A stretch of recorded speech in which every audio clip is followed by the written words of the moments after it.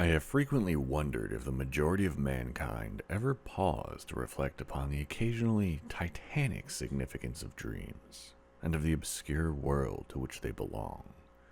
Whilst the greater number of our nocturnal visions are perhaps no more than faint and fantastic reflections of our waking experiences, Freud, to the contrary, with his puerile symbolism, there are still a certain remainder whose immundane and ethereal character permits of no ordinary interpretation, and whose vaguely exciting and disquieting effects suggest possible minute glimpses into a sphere of mental existence no less important than physical life, yet separated from that life by an all but impassable barrier.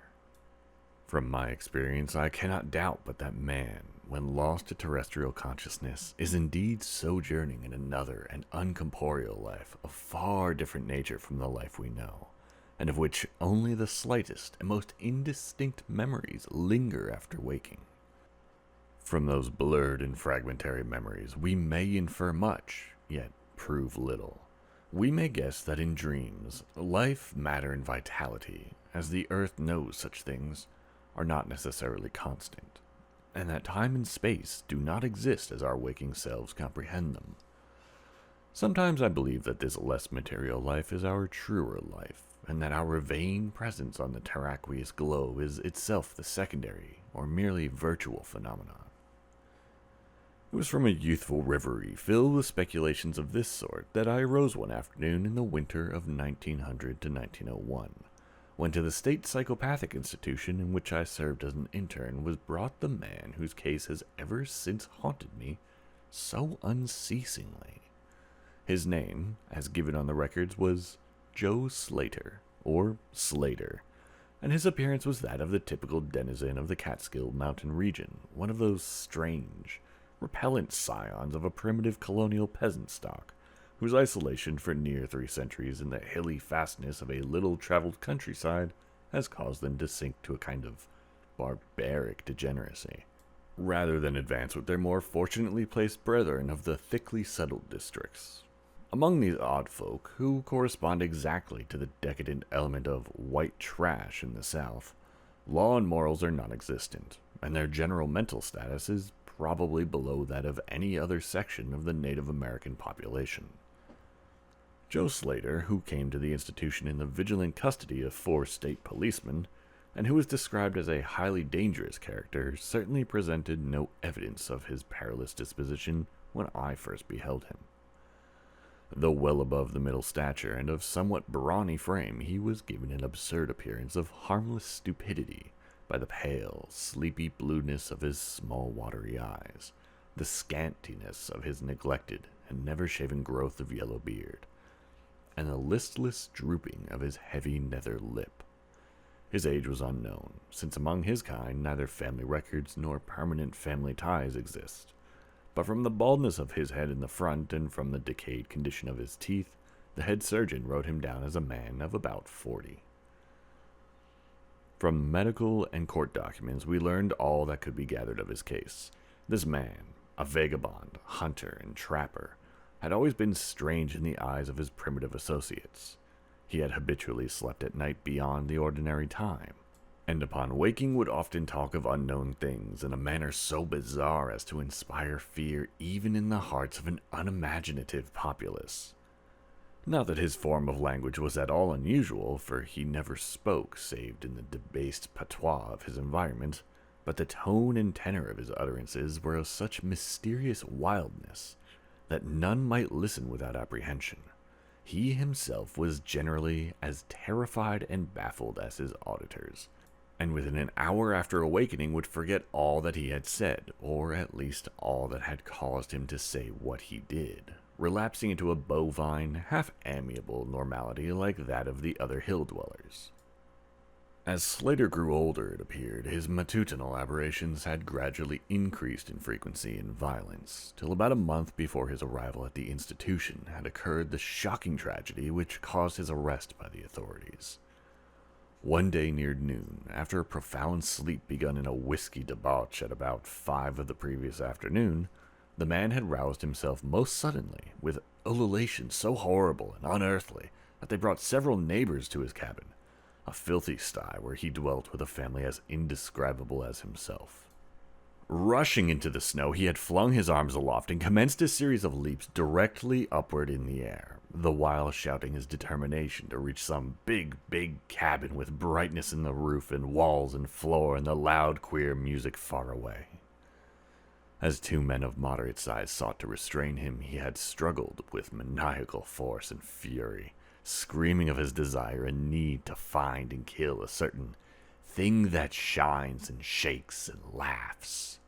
At length, after temporarily felling one of his detainers with a sudden blow, he had flung himself upon the other in a demonic ecstasy of bloodthirstiness, shrieking fiendishly that he would jump high in the air and burn his way through anything that stopped him.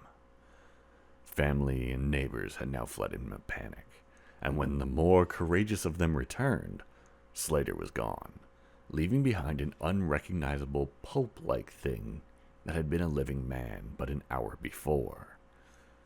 None of the mountaineers had dared pursue him. It is likely that they would have welcomed his death from the cold, but when several mornings later they heard his screams from a distant ravine, they realized that he had somehow managed to survive, and that his removal in one way or another would be necessary.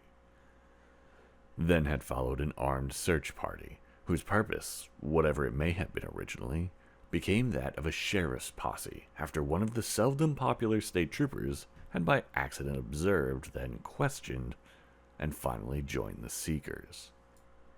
On the third day, Slater was found unconscious in the hollow of a tree and taken to the nearest jail, where alienists from Albany examined him as soon as his senses returned. To them he told a simple story. He had, he said, gone to sleep one afternoon about sundown after drinking much liquor. He had awakened to find himself standing bloody-handed in the snow before his cabin, the mangled corpse of his neighbor, Peter Slater, at his feet. Horrified, he had taken to the woods in a vague effort to escape from the scene of what must have been his crime. Beyond these things, he seemed to know nothing, nor could the expert questioning of his interrogators bring out a single additional fact. That night, Slater slept quietly, and the next morning he wakened with no singular feature save a certain alteration of expression. Dr. Barnard, who had been watching the patient, thought he noticed in the pale blue eyes a certain gleam of peculiar quality, and in the flaccid lips an all but imperceptible tightening, as if of intelligent determination. But when questioned, Slater relapsed into the habitual vacancy of the mountaineer and only reiterated what he had said on the preceding day. On the third morning occurred the first of the man's mental attacks. After some show of uneasiness in sleep, he burst forth into a frenzy so powerful that the combined efforts of 4 men were needed to bind him in a straitjacket. The alienists listened with keen attention to his words, since their curiosity had been aroused to a high pitch by the suggestive yet mostly conflicting and incoherent stories of his family and neighbors. Slater raved for upward of 15 minutes, babbling in his backwards dialect of great edifices of light, oceans of space, strange music, and shadowy mountains and valleys. But most of all did he dwell upon some mysterious blazing entity that shook and laughed and mocked at him. This vast, vague personality seemed to have done him a terrible wrong, and to kill it in triumphant revenge was his paramount desire. In order to reach it, he said, he would soar through abysses of emptiness, burning every obstacle that stood in his way. Thus ran his discourse until with the greatest suddenness he ceased. The fire of madness died from his eyes, and in dull wonder he looked at his questioners and asked why he was bound. Dr. Barnard unbuckled the leathern harness and did not restore it till night, when he succeeded in persuading Slater to don it of his own volition for his own good. The man had now admitted that he sometimes talked queerly, though he knew not why. Within a week, 2 more attacks appeared, but from them the doctors learned little. On the source of Slater's visions they speculated at length, for he could neither read nor write, and had apparently never heard of a legend or fairy tale. His gorgeous imagery was quite inexplicable. That it could not come from any known myth or romance was made especially clear by the fact that The unfortunate lunatic expressed himself only in his own simple manner.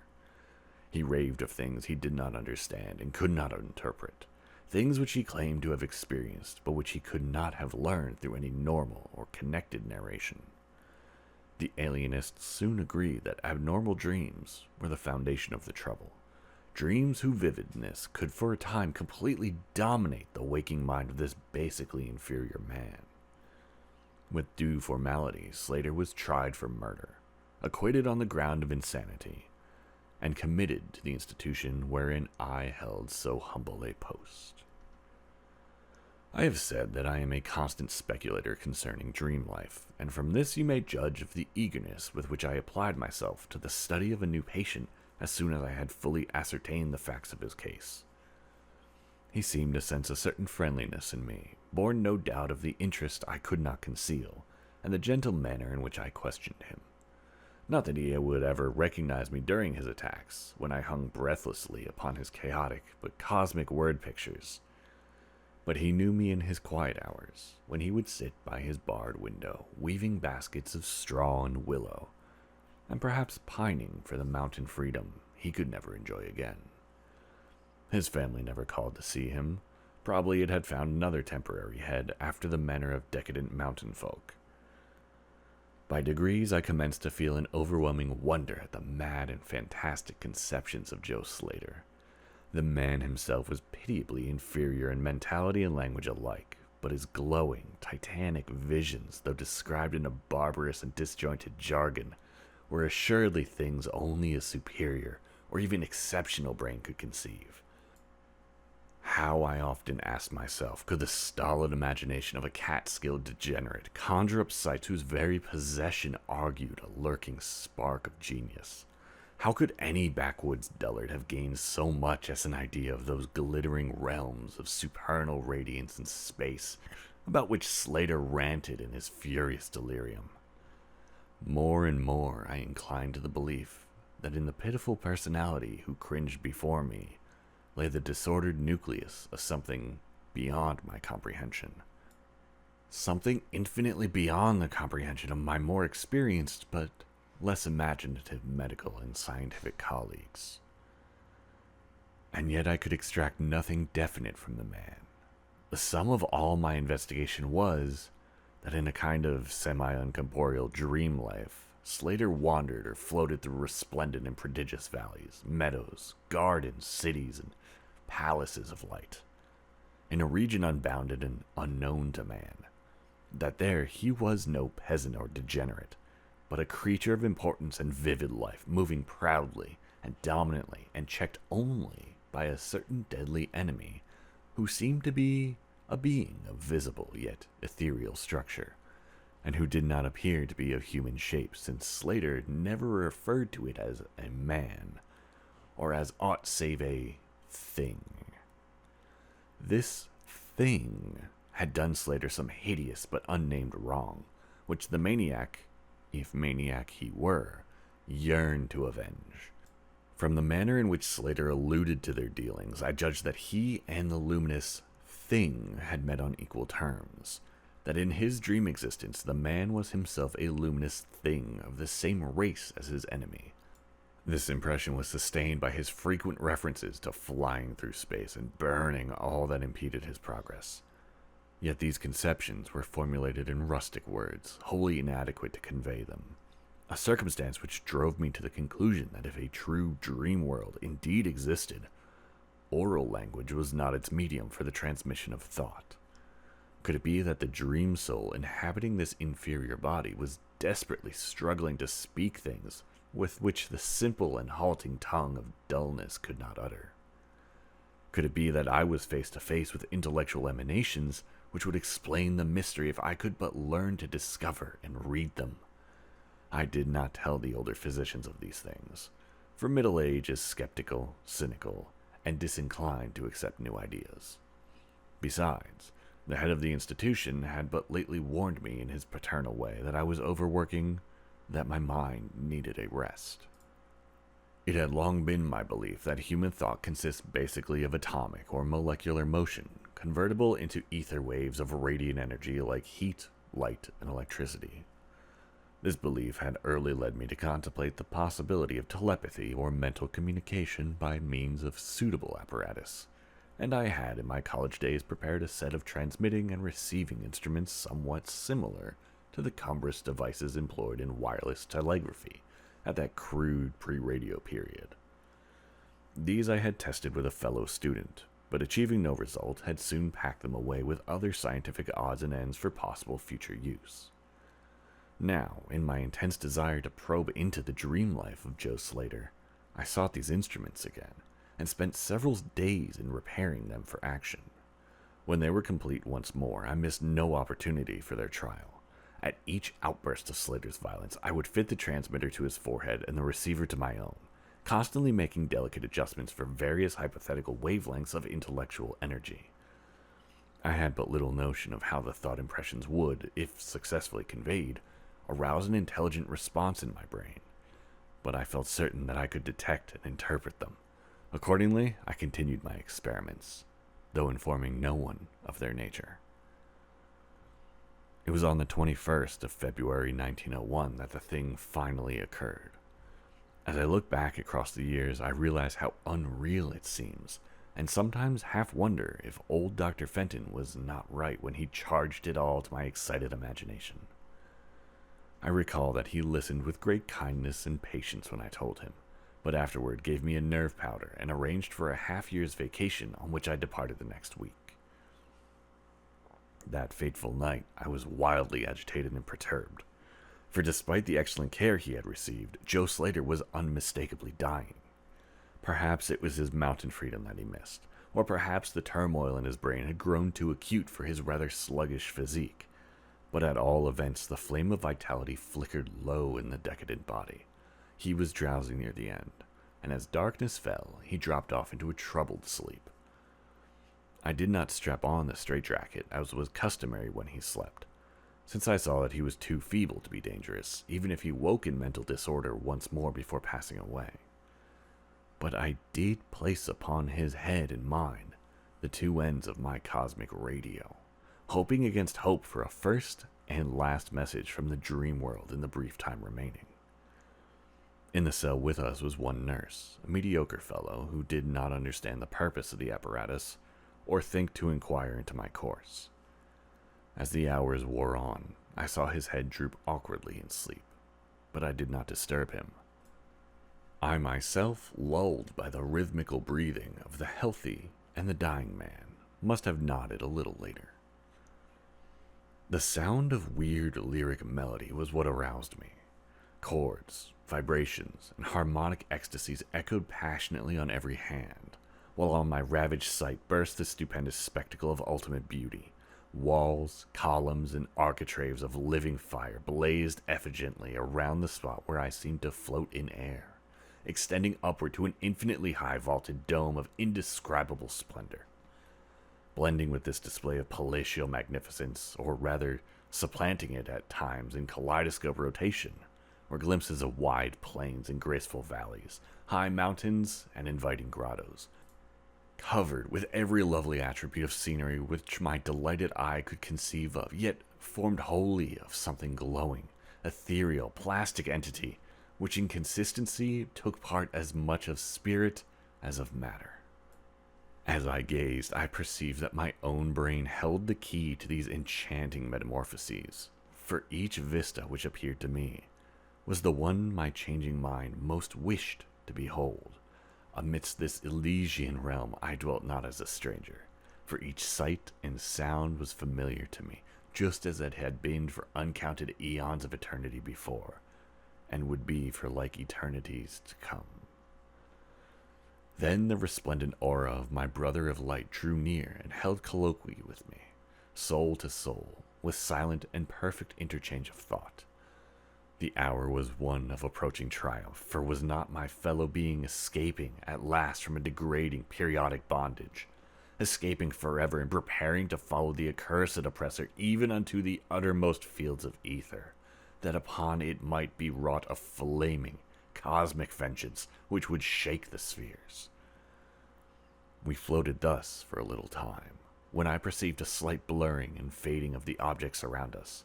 as though some force were recalling me to Earth, where I least wished to go.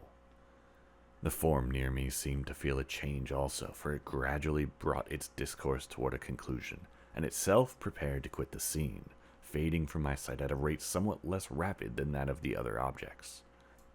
A few more thoughts were exchanged, and I knew that the luminous one and I were being recalled to bondage, though for my brother of light, it would be the last time. The sorry planet's shell being well nigh spent, in less than an hour, my fellow would be free to pursue the oppressor along the Milky Way, and past the hither stars to the very confines of infinity. A well-defined shock separates my final impression of the fading scene of light from my sudden and somewhat shamefaced awakening and straightening up in my chair, as I saw the dying figure on the couch move hesitantly. Joe Slater was indeed awaking, though probably for the last time. As I looked more closely, I saw that in the sallow cheeks shone spots of color which had never before been present. The lips, too, seemed unusual, being tightly compressed as if by the force of a stronger character than had been Slater's. The whole face finally began to grow tense, and the head turned restlessly with closed eyes. I did not arouse the sleeping nurse, but readjusted the slightly disarranged headbands of my telepathic radio, intent to catch any parting message the dreamer might have to deliver. All at once, the head turned sharply in my direction and the eyes fell open, causing me to stare in blank amazement at what I beheld. The man who had been Joe Slater, the Catskill decadent, was now gazing at me with a pair of luminous, expanded eyes whose blue seemed subtly to have deepened. Neither mania nor degeneracy was visible in that gaze, and I felt beyond a doubt that I was viewing a face behind which lay an active mind of high order. At this juncture, my brain became aware of a steady external influence operating upon it. I closed my eyes to concentrate my thoughts more profoundly, and was rewarded by the positive knowledge that my long-sought mental message had come at last. Each transmitted idea formed rapidly in my mind, and though no actual language was employed, my habitual association of conception and expression was so great that I deemed to be receiving the message in ordinary English. "Joe Slater is dead," came the soul-petrifying voice or agency from beyond the wall of sleep. My opened eyes sought the couch of pain and curious horror, but the blue eyes were still calmly gazing, and the countenance was still intelligently aimed. "He is better dead, for he was unfit to bear the active intellect of cosmic entity. His gross body could not undergo the needed adjustments between ethereal life and planet life. He was too much of an animal, too little a man, yet it is through his deficiency that you have come to discover me. For the cosmic and planet souls rightly should never meet. He has been my torment in diurnal prison for 42 of your terrestrial years. I am an entity like that which you yourself become in the freedom of dreamless sleep. I am your brother of light, and have floated with you in the effulgent valleys. It is not permitted me to tell your waking earth self of your real self, but we are all roamers of vast spaces and travelers in many ages. Next year I may be dwelling in the dark Egypt which you call ancient, or in the cruel empire of Tsanchan which is to come 3,000 years hence. You and I have drifted to the worlds that reel about the red Arcturus and dwelt in the bodies of the insect philosophers that crawl proudly over the fourth moon of Jupiter. How little does the earth's self know of life and its extent. How little indeed. Ought it to know for its own tranquility. Of the oppressor I cannot speak. You on earth have unwittingly felt its distant presence. You, who without knowing idly gave to its blinking beacon the name of Algol, the demon star. It is to meet and conquer the oppressor that I have vainly striven for eons, held back by bodily encumbrances. Tonight, I go as a nemesis bearing just and blazingly cataclysmic vengeance. Watch me in the sky close by the demon star. I cannot speak longer, for the body of Joe Slater grows cold and rigid, and the coarse brains are ceasing to vibrate as I wish. You have been my friend in the cosmos. You have been my only friend on this planet, the only soul to sense and seek for me within the repellent form which lies on this couch. We shall meet again, perhaps in the shining mists of Orion's sword, perhaps on a bleak plateau in prehistoric Asia, perhaps in unremembered dreams tonight, perhaps in some other form an eon hence, when the solar system shall have been swept away. At this point, the thought waves abruptly ceased, and the pale eyes of the dreamer, or can I say dead man, commenced to glaze fishily. In a half-stupor, I crossed over to the couch and felt of his wrist, but found it cold, stiff, and pulseless.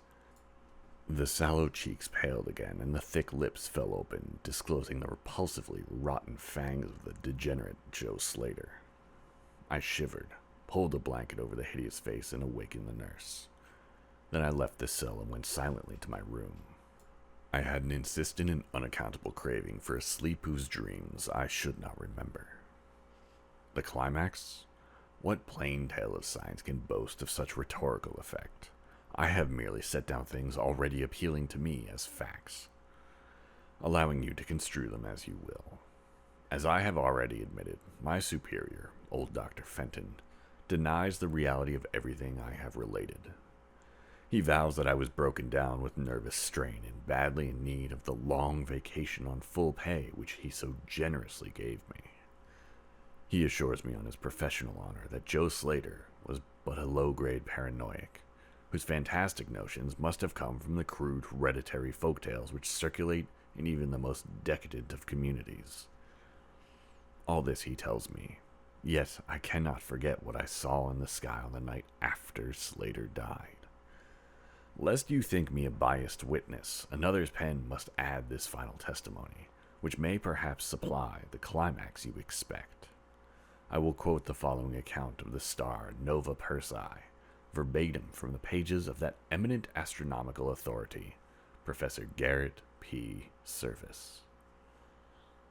On February 22, 1901, a marvelous new star was discovered by Dr. Anderson of Edinburgh, not very far from Algol. No star had been visible at that point before. Within 24 hours, the stranger had become so bright that it outshone Capella. In a week or two, it had visibly faded, and in the course of a few months, it was hardly discernible with the naked eye.